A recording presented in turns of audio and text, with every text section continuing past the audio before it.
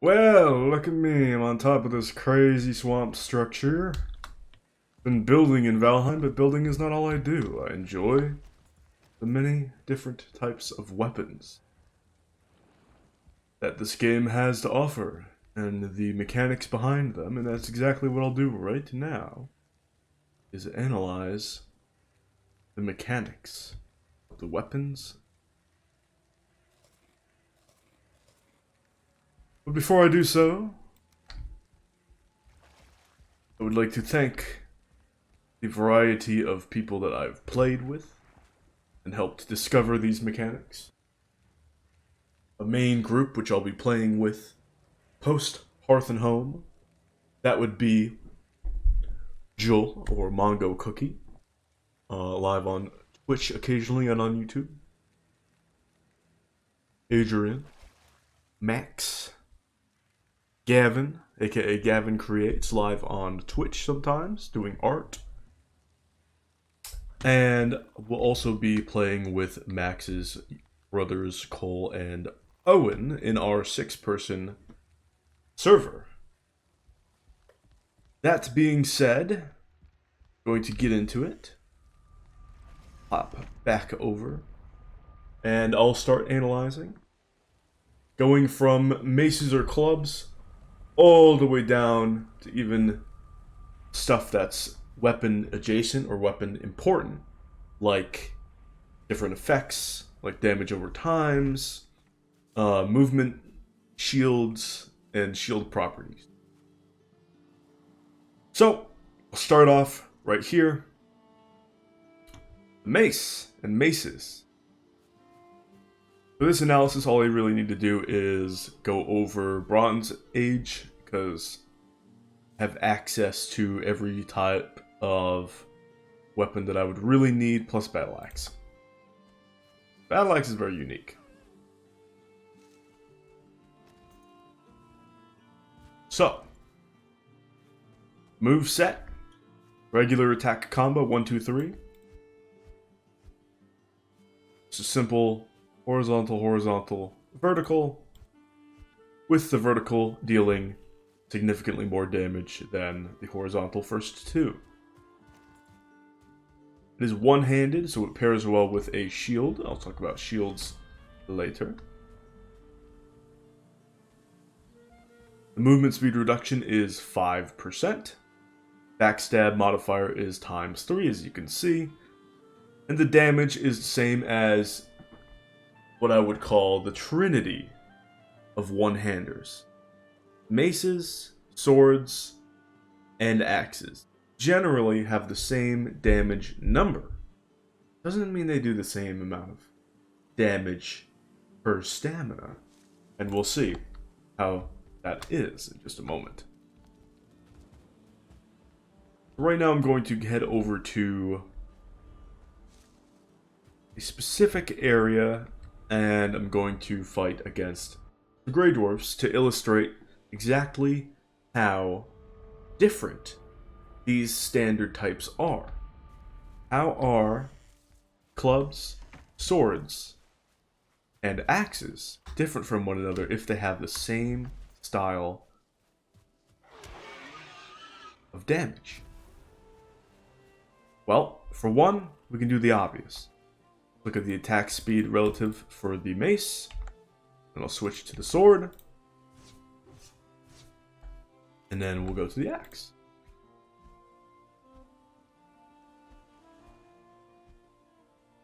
Well, we can see for one that the axe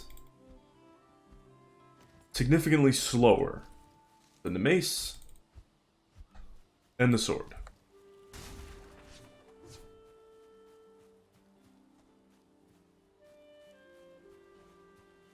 Also, oh, hello, big man. Let's have a tango with you.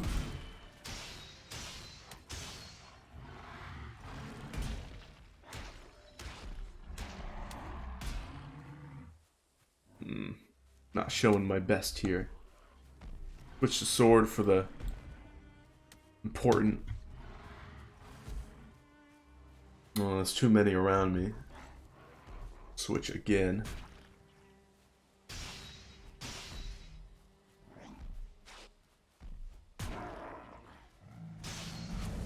There we go.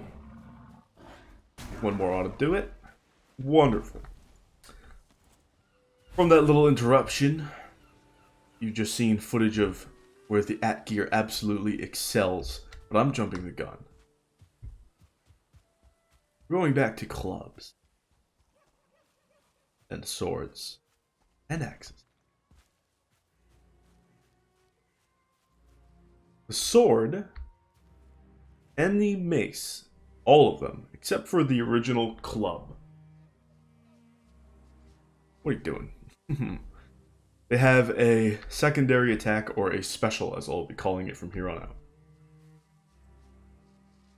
The mace, you hit the middle mouse button. It's a scooping, underhanded swing. Does about at least double damage. Just a big slam with a nice wind-up. Now we'll go to the sword. This one is a wind-up thrust. Same button, middle mouse. Thrust. Boom. But the axes, they don't have special attack. None of them have a special. Except for this battle axe, but I'll get to that in a bit. Now let's talk about something specific in relation to hitting enemies with the weapons and not just using the weapons in a vacuum, like so. They look pretty identical aside from damage type and the special moves when you just use it in a vacuum. But when we consider other factors, we get a sense of difference between them.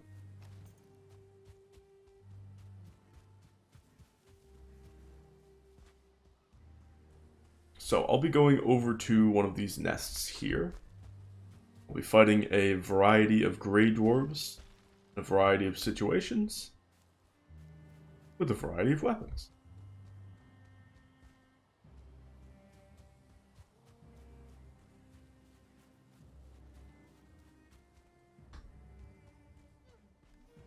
I have here with me all of the relevant types. The others I can explain why they are what they are. There, I think I see it.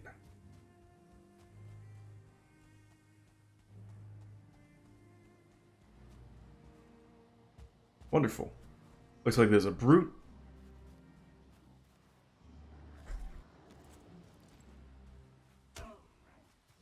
Yeah, immediately you can see the knockback. Much different. Ooh, is it 1 star?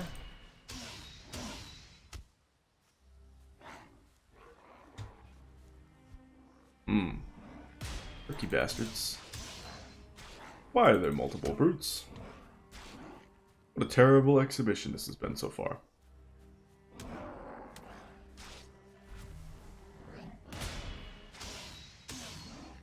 There we go. So against larger enemies and angled enemies, like regular enemies, like the Greydwarf there, at an angle, I will hit a 2-hit combo. However, as you just saw, against smaller enemy, hitting straight, you will not convert because of the knockback.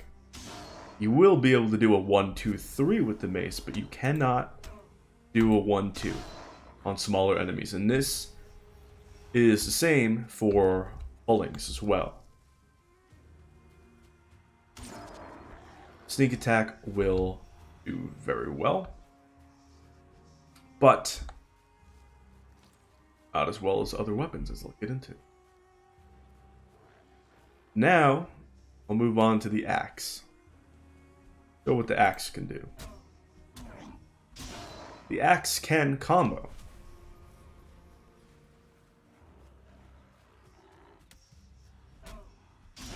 The knockback allows for a 1-2.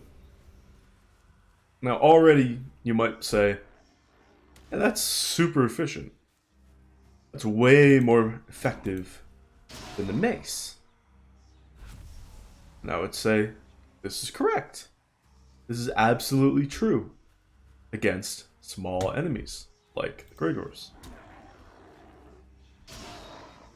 Aside from that weird example, I don't know why that happened. You can get that 1-2, and even though the axe is slightly smaller, it combos with the 1-2, and therefore it is effectively faster at killing regular-sized enemies. However, because of the mace's special, and a certain style of mace later on, maces are still a little better than axes. The main reason being this. A lot of enemies you can parry, hit them with a triple hit, or a special, and they're done. Certain enemies, like leeches, you can act proactively, and because of the scooping underhand hitbox, you can very easily run up to the edge of a little tiny beach in the swamp, find a leech, hit it with a special, grab a blood bag, run back out, and avoid getting hit by any other leeches, and then rinse and repeat until you've killed all of the leeches in the area. Star is included. You can just hit him and hit him again.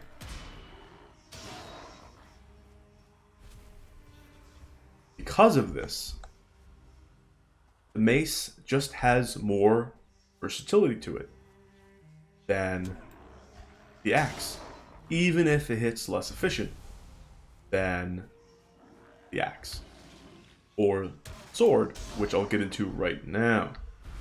The sword is the most efficient one-handed trinity damage weapon in this game.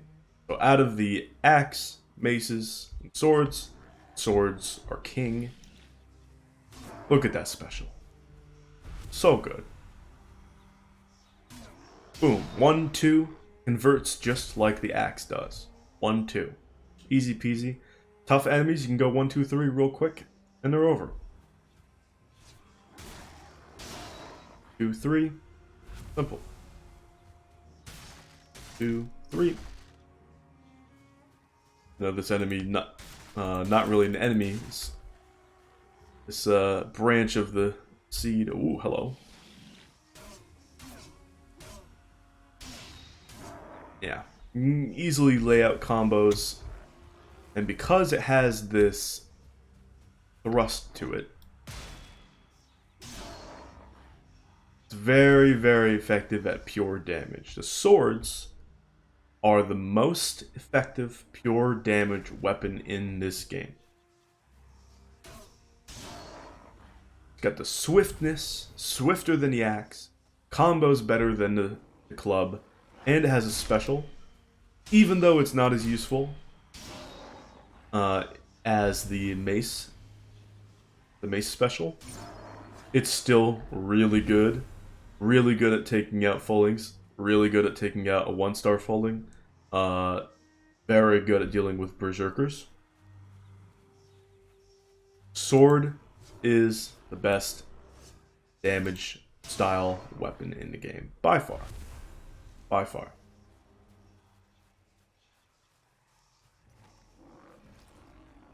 Watch this.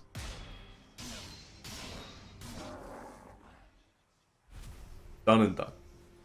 He's out. However, watch this. That was a bad example, but the mace's third hit is actually faster than the sword's.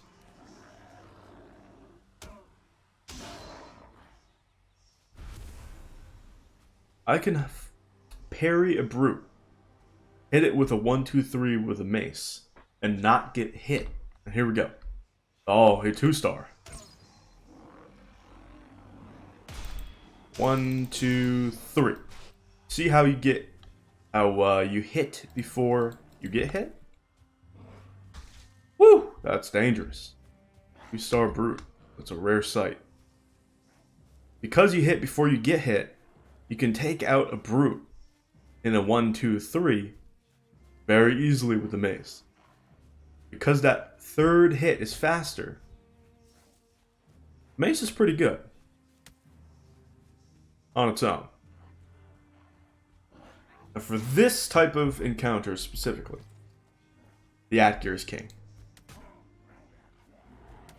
What I just used was special. That's what I used on the troll encounter earlier. If you have a bunch of enemies coming around you, you can click the special. It's a big sweep. Where is this 2-star going? The regular attacks I just showed there. It's a 1, 1, thrust, thrust. 1, 1. And it has a third hit combo that you'll use only sometimes. 1, 2, 3. Kind of slow? No way. What a sneaky boy. What? I've never seen 2 of you. Well, at this point, we'll bring out the bow. Shamans and 2 1-star brutes. Or 2-star brutes. What a ridiculous display. I'm trying to live!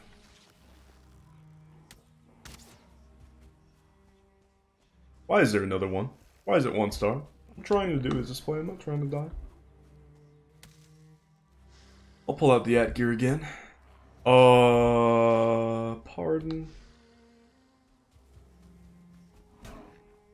Whew.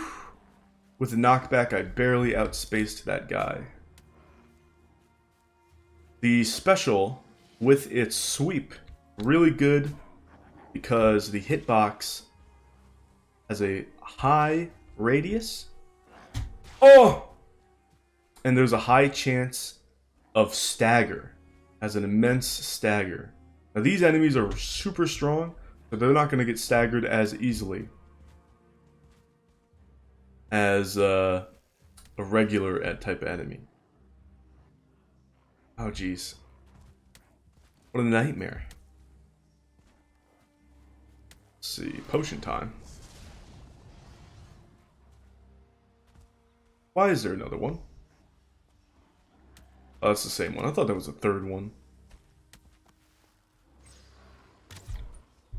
Okay. The bow. Have this charge up, I'm sure. A lot of people, if they play Valheim, they know how this works. Charging up, you wait for the radius. Focus in. The more focused in you are, the more damage it deals.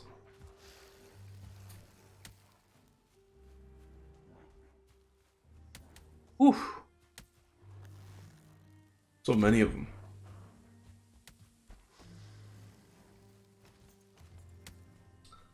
Drink a...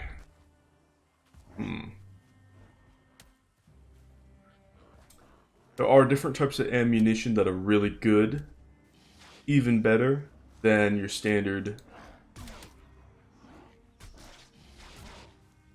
I don't have enough stamina to deal with all these guys.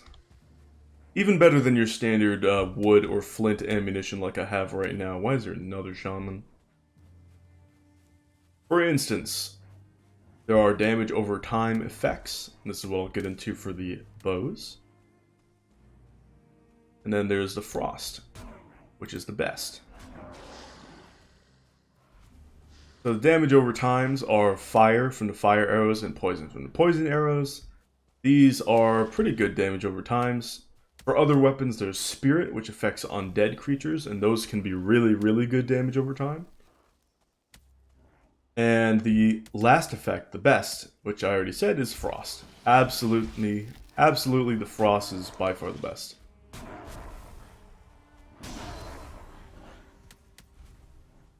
Frost is king in this game. Frost effect will slow enemies down, making them easier to hit, easier to combo, easier to gang up on enemies. Frost is incredible. I've never seen 3 shamans gathered up before. What the hell? Frost is amazing.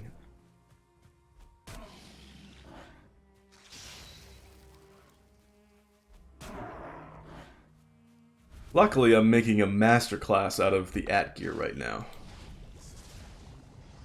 Using correct spacing, the at gear just shreds everything in a group. Utilizing that special, oh man. Demolishing. If you are facing a group of enemies like that, the at gear shreds. If you can get your bow skill to high levels and you have freezing arrows, you can fire from a distance, and as you level up bow skills, the time for this zone to reach the reticle to charge up will decrease, meaning eventually you'll be firing rapidly. And with the frost arrow's slowdown effect, you can effectively keep enemies at a distance, pelt them with arrows. Very good.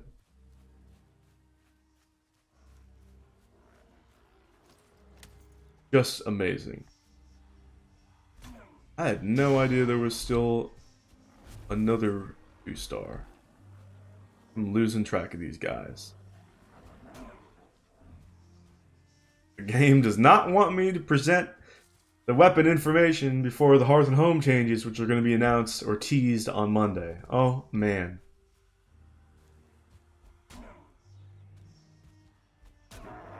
Alright, Shaman down, thankfully.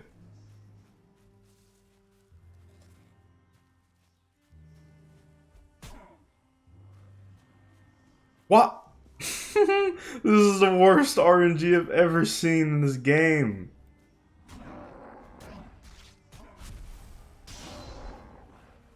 Oh, this is awful. Stay away. Please stay away.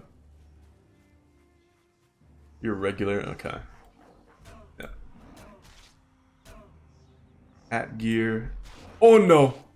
Able to outspace these guys. Fairly well.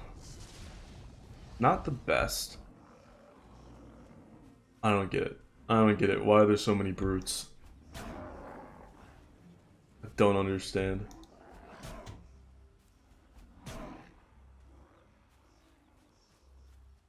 Very much a whittling style of weapon. Just slowly kiting enemies, getting your stamina back. Whittle away at these guys bit by bit. Kill them inevitably. However, if you're with a group, of course, it's just absolute destruction. Once they stagger, group gonna hop on them, deal a whole bunch of extra damage. Very, very good.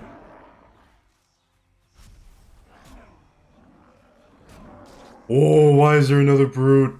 They keep spawning. This is ridiculous.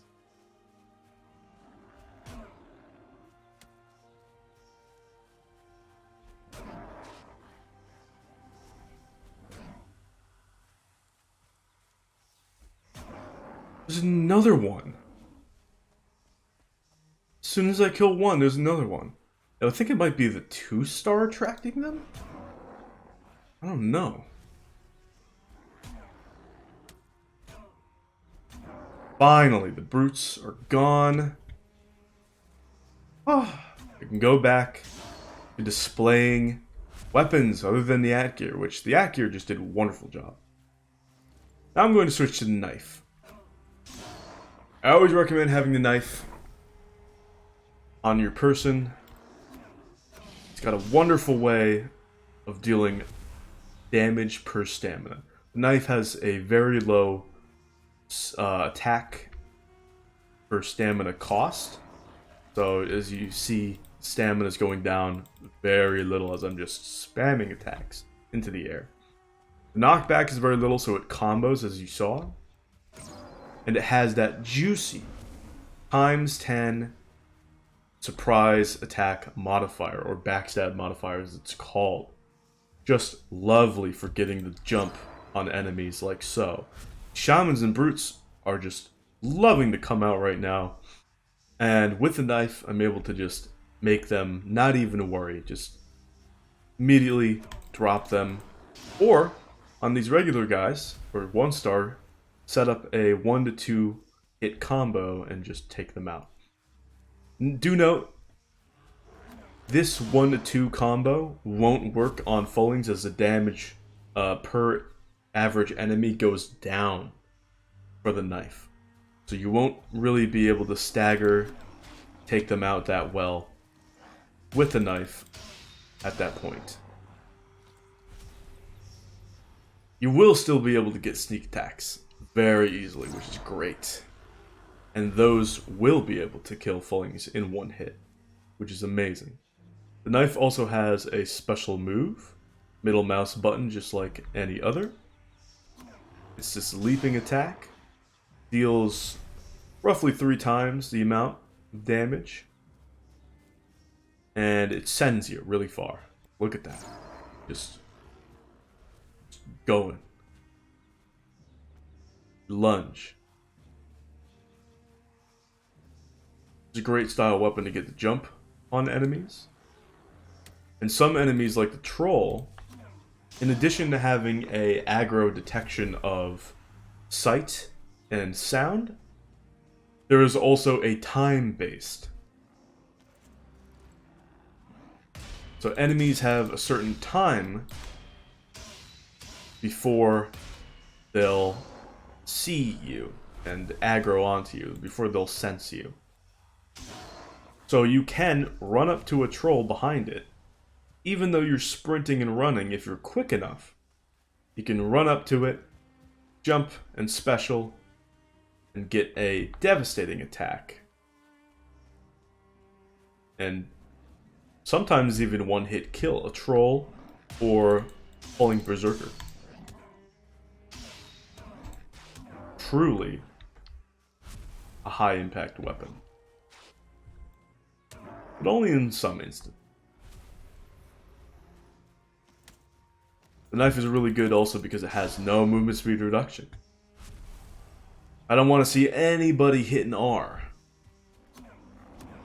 I want to see people switching to the knife. Because the knife, just as effective for moving around as it is hitting R on, say, a two-handed weapon. Like the Atgear or the Battle Axe, which I'm going to show off soon. Or the bow, even. So if you're going, say, like a bow knife type, instead of hitting R on the bow, switch to the knife, and then start sprinting. It is actually quicker than hitting R and trying to sprint. And I'll show it to you right now. So here's the bow. It has a 5% movement speed reduction. I'm going to sprint, hit R, and then you'll notice when start sprinting again. So sprint, R, sprint. Now I'll do a switch to the knife. I'll do a sprint, knife, sprint. Much quicker. Show it again. This is true for the Atgear as well. Any two-handed weapon. It's not as fast if you have to put a shield away. So sprint, R, sprint. Again. Now this is sprint to sprint. It's quicker. Plus, you now have a weapon out, so you can deal with enemies passing by and still have that quick action. Really, really get the jump on a lot of enemies and almost function like a scout type. The knife is a wonderfully efficient weapon in this regard. Probably the most underrated weapon in this game is the Battle Axe. It's one of a kind, and it's underrated because its primary weapon moveset is terrible. Look at this. Look at how slow that is. It's not worth that damage, not at all. Look at how terribly slow this moveset is. Awful. However, this is incredible. this middle mouse special that it has is super swift, just like how a spear would be. And it staggers enemies very easily, just like the Atgear does. It does have a bit of knockback, so you do have to do a bit of a sprint up to combo with it. However, it is incredible, and even more incredible in a party situation. If you have anybody else but yourself, Battle Axe becomes really solid as an option. Even though the damage is halved compared to a standard attack. You're just staggering people proactively instead of reactively. And it's quick. Unlike the Atgear, it's very, very quick. It does have a limited hitbox, so you have to be somewhat precise with it, unlike the Atgear, but the speed and proactiveness of this weapon is way, way, way underrated by the community at large. Only other weapon that I have to talk about that I don't have at the moment is the Iron Sledge and the Stagbreaker type of weapon. Those have a large windup, it's an AoE damage type of weapon, and it's focused on the ground. Unlike the Atgear, which is a middle range, like middle height style of weapon, the Sledges, the Iron Sledge and the Stagbreaker, are ground pound AoE styles. Whoops.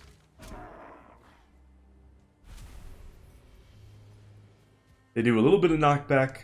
They only combo if enemies are somewhat close to you when you hit them first. And even then, they function slightly worse than the Atgear. They have very, very minimal situations when they're viable at the very least. What's very good about them is that the damage, because it's ground focused, goes beyond like walls and things. So you can't really guard too well against it unless you're blocking. Like an enemy is like trying to defend or something. Even so, 99% of the time, nothing's going to be stopping the ground pounds of the Sledge. So, when it is viable, those couple of times in your playthrough, it's going to be pretty decent. A unique weapon that I'd like to talk about, other than the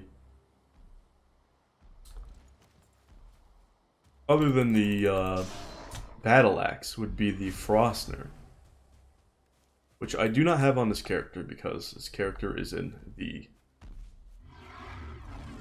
Black Forest Bronze Age with a little bit of iron.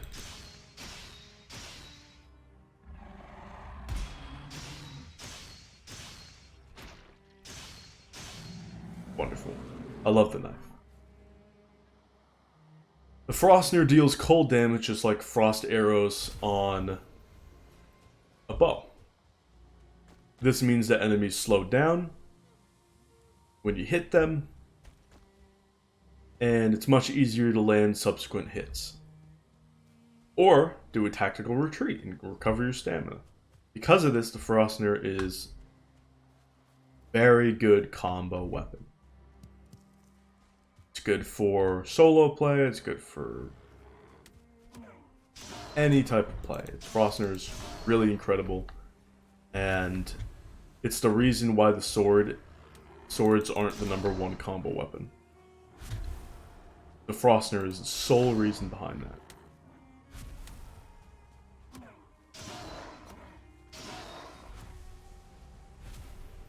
Frostner is just quality.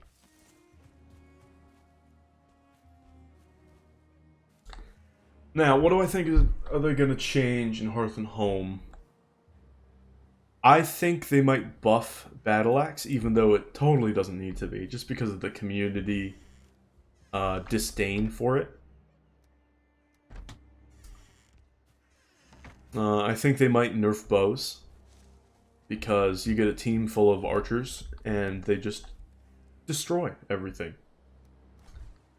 Frost arrows and frost effect from a distance is obscenely powerful.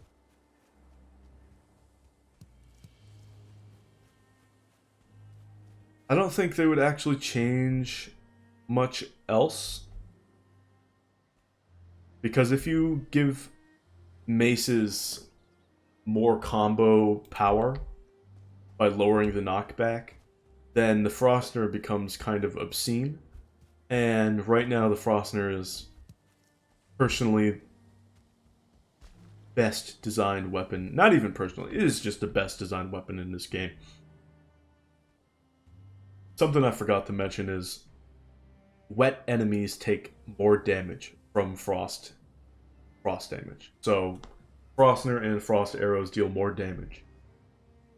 This means that you can kite enemies through water, like these little rivers down here. And then, while they're struggling to get through the deep parts, go up to them, smack them for increased damage. And because of the knockback of the Frostner, send them back into the water, creating this tactical infinite loop of icy death. And it's just incredibly fun and satisfying. I love seeing those numbers pop up. I love understanding the mechanics on why it's so good. I'm super pleased that the weapon is available to you before the end game, which means that you have all of this time to make use of the best weapon. You don't get it after the final boss. You get to use it on the final boss. So much fun. So much fun. Great design. Getting back on topic, I think that Iron Gate, they showed the Huntsman bow, so they're going to change bows in some way. I think ultimately their decisions are going to be surprising but welcome. They've been wonderful at designing weapons so far, balancing them out. I think that they're going to do a good job no matter what they do. I really do have this trust in them.